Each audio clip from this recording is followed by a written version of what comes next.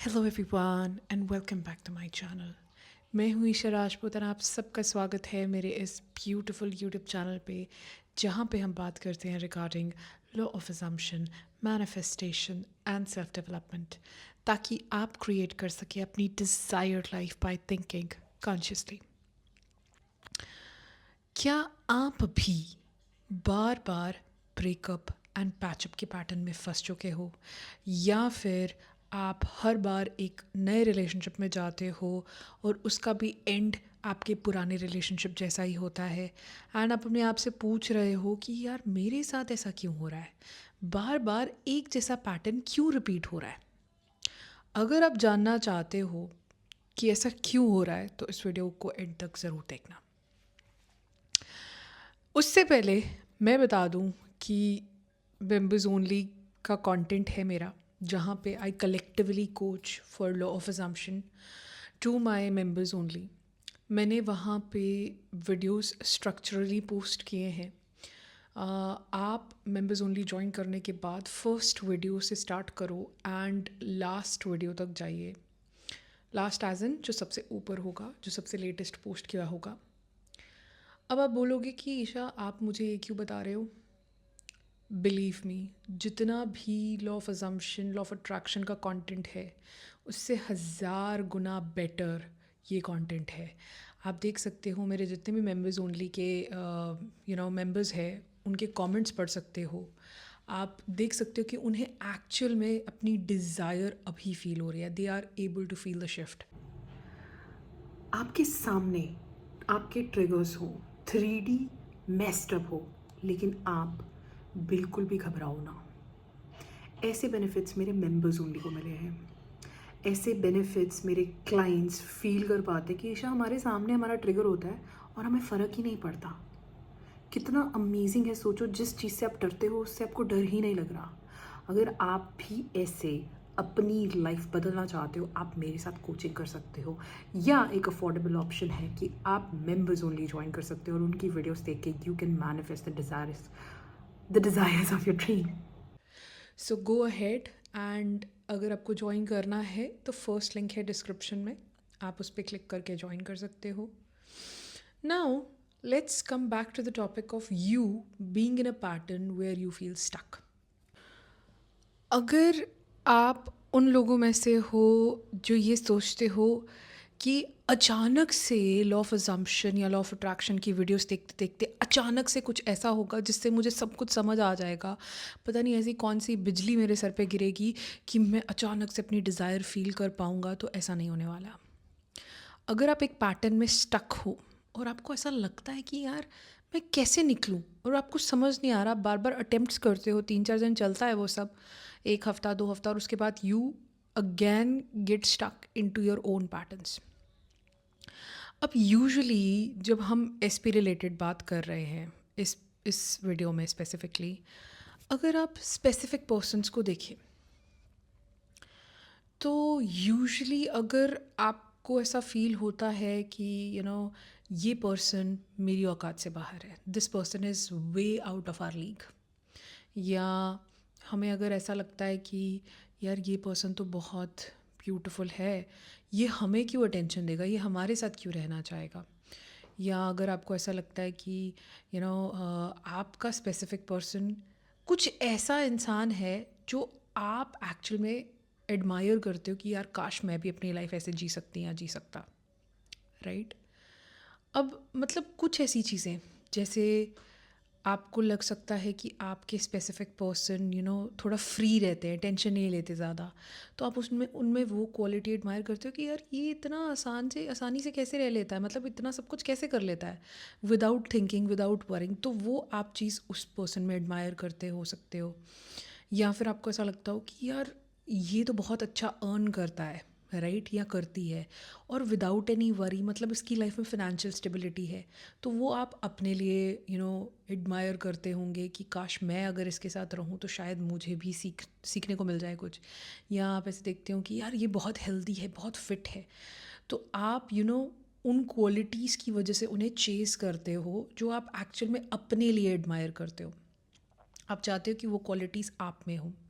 लेकिन अब जब हम किसी की तरफ अट्रैक्टेड होते हैं, ठीक है, मैं लव वर्ड यूज़ नहीं कर रही, अट्रैक्टेड होते हैं, तो यूजुअली यही केस होता है कि आपको उनमें कोई ऐसी क्वालिटी नज़र आती है जो आप बोलते हो शायद काश मेरे में भी ये चीज़ होती, लेकिन आपके अंदर वो चीज़ नहीं है, इसीलिए आप उसे चेस करते हो दूसरे पर्सन में। मतलब हम यूजुअली जब डेस्परेट स्टेट में होते हैं तो हम क्या करते हैं, हम बार बार अपने आप को एहसास दिलाते हैं कि अभी मेरे पास ये चीज़ नहीं है। वैसे ही आप एक ऐसे रिलेशनशिप में घुस जाते हो जहाँ पे आपके पास वो क्वालिटी नहीं है, लेकिन आप उसे चेस कर रहे हो दूसरे पर्सन के थ्रू। सी कितना कॉम्प्लिकेटेड भी है और समझने वालों के लिए आसान भी है at the same time, right.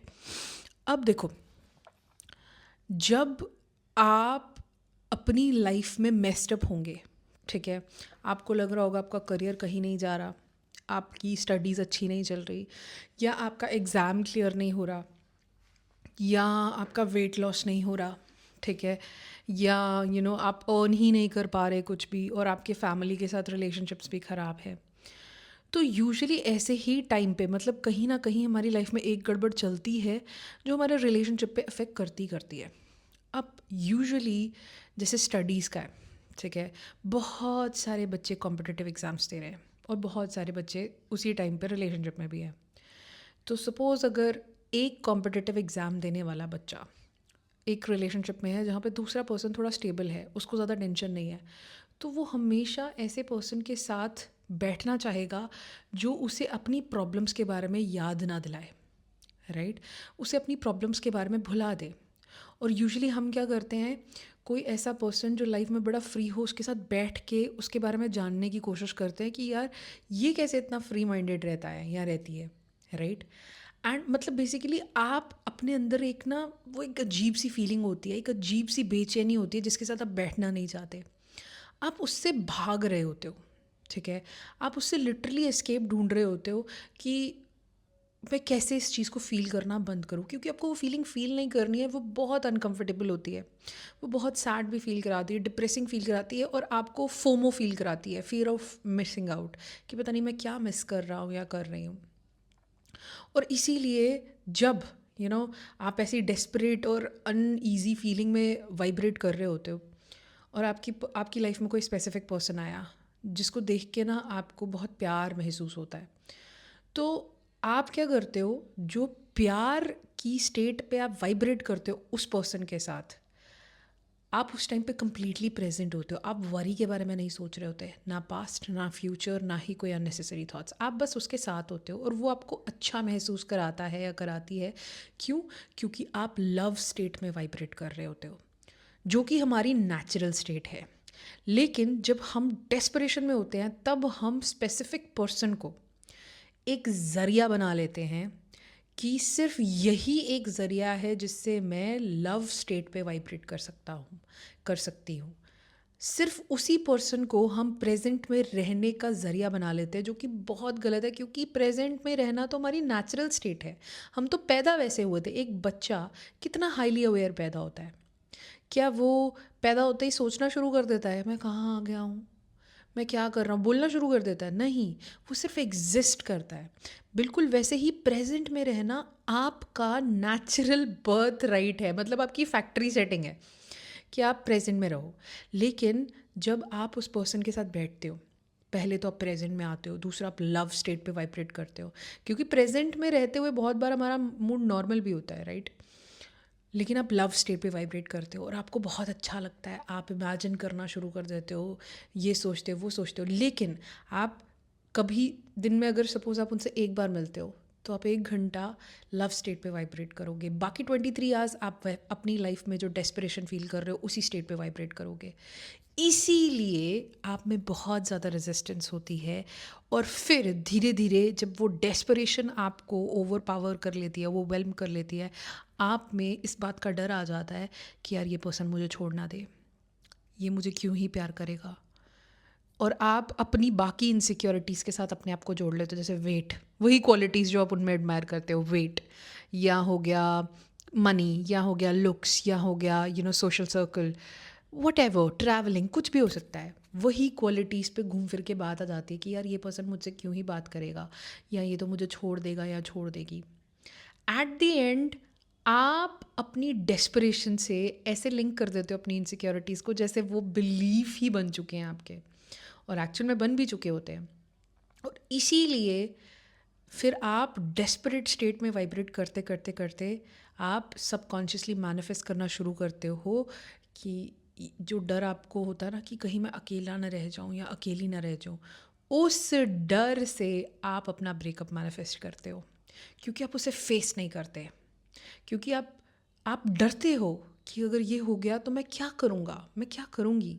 इसीलिए इस टाइम पे आधी से ज़्यादा दुनिया, आधी भी नहीं, इनफैक्ट 90% लोगों का यही चल रहा है। 90% लोगों का ब्रेकअप ही इस रीज़न से होता है, क्योंकि वो कॉन्स्टेंटली पास्ट एंड फ्यूचर के बारे में सोचते रहते हैं और प्रेजेंट में नहीं रहते। पास्ट एंड फ्यूचर के बारे में कोई भी इंसान डेलिबरेटली 24 आवर्स सोचेगा, वो डेस्परेट होगा ही होगा।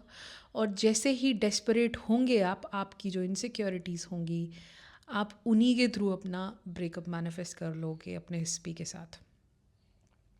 यूजुअली ऐसा होता है, बहुत कम केसेस हैं जिनमें नहीं भी होता, लेकिन usually most of the time ऐसा होता है। अगर आपको ये बात ऐसे हिट की होगी ना, इस वीडियो को फिर से देखना। ओके, अब मैं आपको बताती हूँ कि एक्चुअल में करना क्या होता है। अब जितनी बार आपको वो अनईज़ी फीलिंग आती है, सबसे पहले अपने आप को ये बताना है कि कोई भी इमोशन अच्छा या बुरा नहीं होता।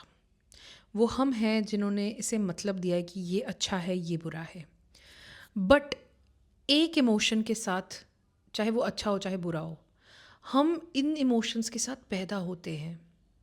एक बच्चा पैदा होते ही रोता है क्योंकि उसे अनईजी अनकंफर्टेबल फील हो रहा होता है, विच मीन्स कि वो हमारा it is like natural to us. अगर हम देखो, लैंग्वेज से बहुत पहले, जब लैंग्वेज एग्जिस्ट नहीं करती थी, उससे पहले भी इमोशंस एग्जिस्ट करते थे, राइट? लैंग्वेज एग्जिस्ट नहीं भी करती थी तब भी हम इमोशंस को फील कर पाते थे, राइट? अगर हम जान ही नहीं पाते कि कोई इमोशन अच्छा है या बुरा है, तो क्या हम उस इमोशन को बदलने की कोशिश करते? अगर हम जान ही नहीं पाते कि ये इमोशन बुरा है, बस हमें पता होता कि ये बचपन से हमारे साथ है, तो क्या हम इसे बदलने की कोशिश करते? कभी भी नहीं, कभी भी नहीं हम उसे बदलते। हम बोलते यार ये तो है ही नेचुरल, हाँ इट्स ओके, कभी अच्छा फील होता है कभी बुरा फील होता है, इट्स ऑलराइट। हम लैंग्वेज में कुछ बोलते नहीं, सीधा इमोशन को फील करते हैं। बिल्कुल वैसे ही हम फील कर सकते हैं अभी।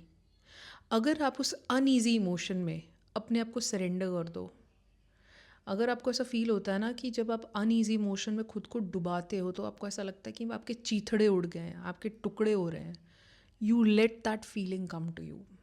उस फीलिंग को फेस करके बैठो, सरेंडर कर दो उसमें। और उसका वर्स्ट आउटकम, जैसे अगर आप पढ़ रहे हो कॉन्स्टेंटली एग्ज़ाम्स, कॉम्पिटिटिव एग्ज़ाम्स के बारे में डर रहे हो, आप उसका वर्स्ट आउटकम फेस कर लो। क्या होगा? ज़्यादा से ज़्यादा आपका एग्ज़ाम पास नहीं होगा, आप पीछे रह जाओगे, ठीक है।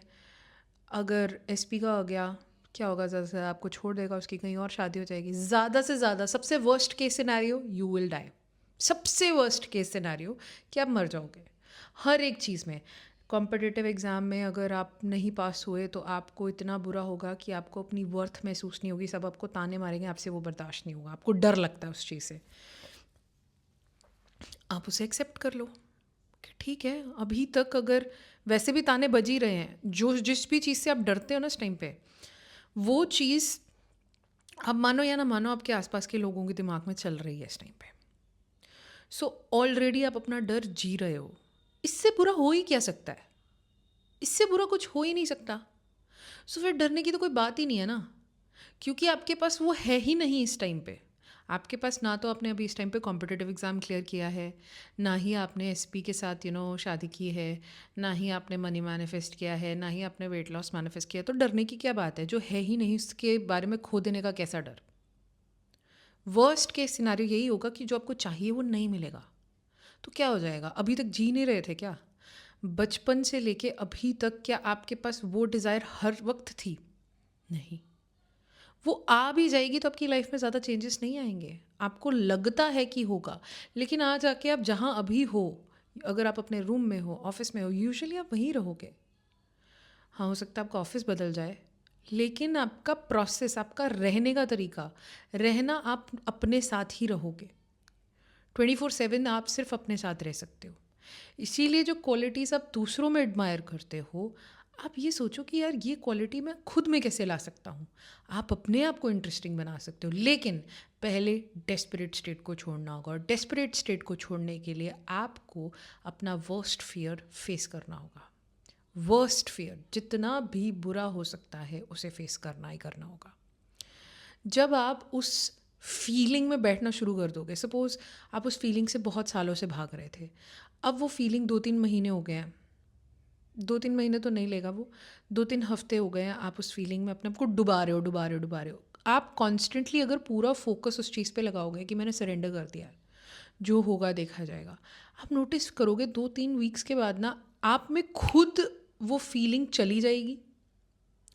वो बीच बीच में आएगी, जैसे 2-3 वीक्स तक वो रहेगी अगर आपने बहुत 3-4 साल के लिए उसे अवॉइड किया है। फिर 2-3 महीने आप बहुत पावरफुल फील करोगे, बहुत अच्छा फील करोगे, तो हो सकता है उसके बाद आपको फिर से वो फीलिंग आए, आपने फिर से वही प्रोसेस करना है। और देखोगे आप धीरे धीरे कि आपकी डेस्परेट स्टेट कैसे भाग रही है। और यूजुअली 2-3 महीने से ज़्यादा टाइम नहीं लगता है, ठीक है। मैं आपको बता रही हूँ पूरा प्रोसेस, लाइक अगर एक साइकिल आ जाए कि 2-3 वीक्स आप डेस्परेट स्टेट में रहे, फिर आपने उसे फेस किया एंड ओवरकम किया, ओवरकम एज इन फेस करके सरेंडर कर दिया, एंड उसके बाद 2-3 महीने आपको कुछ फील नहीं हुआ, आप काम थे, आपने बहुत अच्छे से मैनिफेस्ट किया, और फिर से आपको ये साइकिल आ सकता है।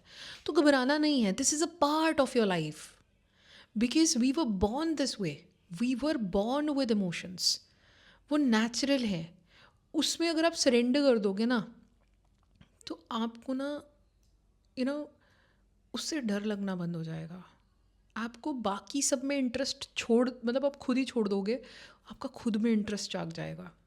लेकिन वो बहुत पेनफुल एक्सपीरियंस होता है, ठीक है, क्योंकि आप बहुत सैड फील करते हो, रोते हो। इनफैक्ट मैं भी कुछ देर पहले लाइव आती थी, आपने नोटिस किया होगा कि I was very sad, I was very lethargic, so I was also experiencing the same, क्योंकि मैंने भी डिटैचमेंट की, मतलब मैंने भी प्रोसेस फॉलो किया है इसके साथ, और I am a living example of it. आप मेरी लाइफ्स में देख सकते थे कि मैं कितना डल फील करती थी।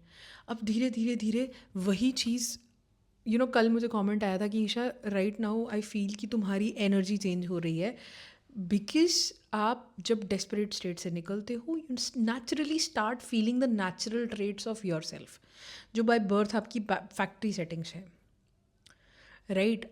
अगर आप इस सरेंडर कर दो स्टेट में एंड वर्स्ट आउटकम फेस कर लो अपनी डिज़ायर का, तो आपका ना डर से ही मन हट जाता है, आप डरना बंद कर देते हो, और आपका खुद ब खुद फोकस डिज़ायर्ड रिजल्ट पे रहना शुरू हो जाता है। और ये टाइम लेता है। अभी recently I was working on one of my desire, जो कि बहुत बहुत बहुत ट्रिगरिंग थी मुझे। मैं पिछले 3 महीने से मार्च अप्रैल मई जून जुलाई अगस्त, पिछले 5 महीने से I was visualising something 5 months guys, and मैं इतना ट्रिगर फील करती थी, इतना ट्रिगर फील करती थी, उसी का मैंने यहाँ पे लाइफ में I use to feel all the triggers, sadness, वो सब मैंने फील किया 5 months। And I use to cry. जब मैं दिल्ली गई थी तो मैं स्टेशन पे रो रही थी, आई यूज टू क्राई, मैं बहुत रो रही थी। मतलब आस पास के लोग जज भी कर रहे होंगे कि ये रो क्यों रही है, but it was my triggers, my feeling that were I was letting them go. And उसके बाद I am naturally back to normal now, and अब मेरा फोकस उस चीज़ पे बहुत आसानी से लगता है। अब जो चीज़ इम्पॉसिबल लगती थी ना पहले कि ये नहीं हो सकता है, वो दिमाग से खुद ब खुद हट गया है, एंड खुद ब खुद फोकस उसी चीज़ पे जा रहा है जिस चीज़ पे होना चाहिए। सो अगर आप चाहते हो इस प्रोसेस में आपको मेरी हेल्प चाहिए, ठीक है, आपको लगता है कि मैं आपको बहुत अच्छे से कोच कर सकती हूँ, तो ये मेरा मेल है, आप इस पे मेरे साथ कनेक्ट कर सकते हो। हम 4 weeks की कोचिंग करेंगे एंड रिजल्ट्स आप खुद देख लोगे। I don't speak for my self, my work speaks for me. So I hope this video was helpful to even one person also. Then also my job is done here. I hope manifestation and self development से related आपकी knowledge बढ़ी हो. So that's all for today. Keep on watching my videos and I will see you in the next episode. Bye.